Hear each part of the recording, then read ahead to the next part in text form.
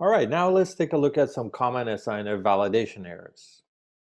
These are some common validation errors that you may come across when processing your SINF records in online maintenance or via batch upload.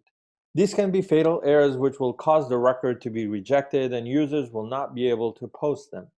Some may also have a warning severity which would not get rejected and can still be posted if the user chooses so. But all errors should be reviewed and corrected as needed. The error list document can greatly assist with resolving all errors. It can be downloaded from the CalPAS documentation page. Now we will go ahead and take a look at some examples of these errors in online maintenance.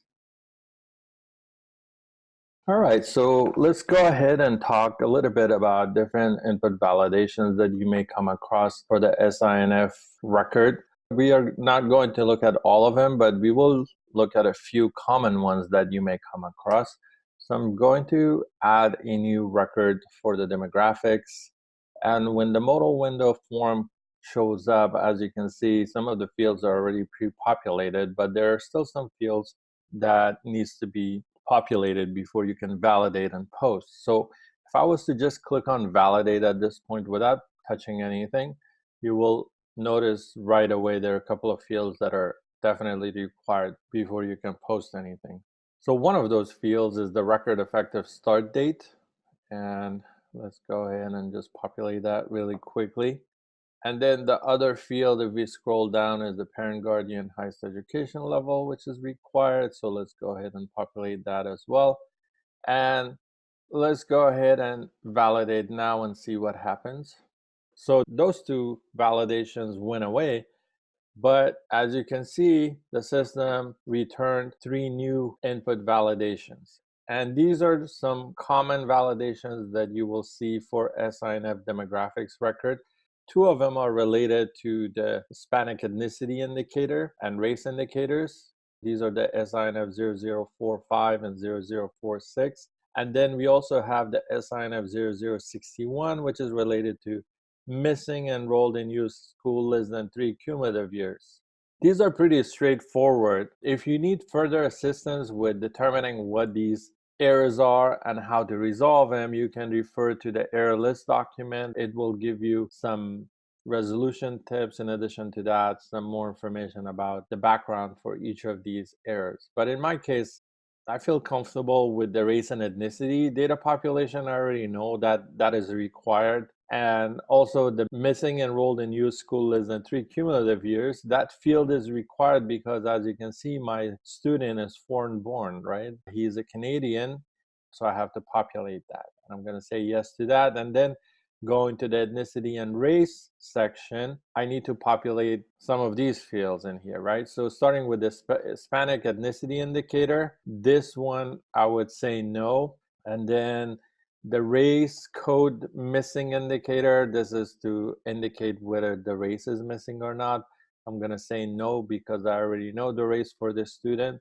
I'm just going to populate that. So I think those are the 3 errors that we're looking at. So if I go ahead and validate now, all of these 3 errors should clear up. And there you go, validation was successful. At this point, notice that the validate button changed to a post button. So if I click on post, it will write this information into the CalPAS ODS. So from time to time, there may be a need for you to change certain aspects of the demographics content, such as the first name, last name, or if you made a mistake with the gender code when you initially requested the SSID, and that seems to be the case for me. So I put this student as a female and I put the wrong first name for the student. I need to go back and change it. So I'm going to go to my original record because I initially requested this SSID, so I own the original record. And I'm going to go ahead and change first name and the gender. And let's see what happens. When I click on validate, the system will give me a SINF 0068 mismatch of SSID demographics for student information update.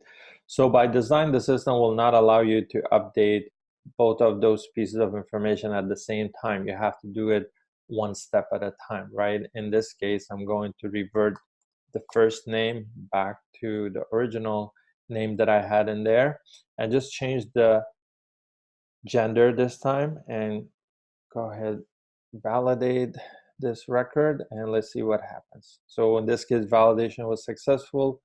I will post it. And as you can see, the gender was changed. However, the first name is still the same. I am going to open the record the second time. And now I am going to change the first name to Jimbo, right?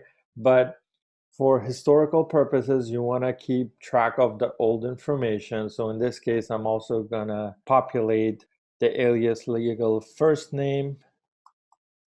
So remember, for alias names, you always have to populate the first name and the last name. So in this case, I'm going to populate the last name too in here and click on validate. And validation is successful. I am going to post it now. And there we go. So now my demographics record has been updated with the correct first name and gender. And that's reflected for the entire student profile for all the different containers.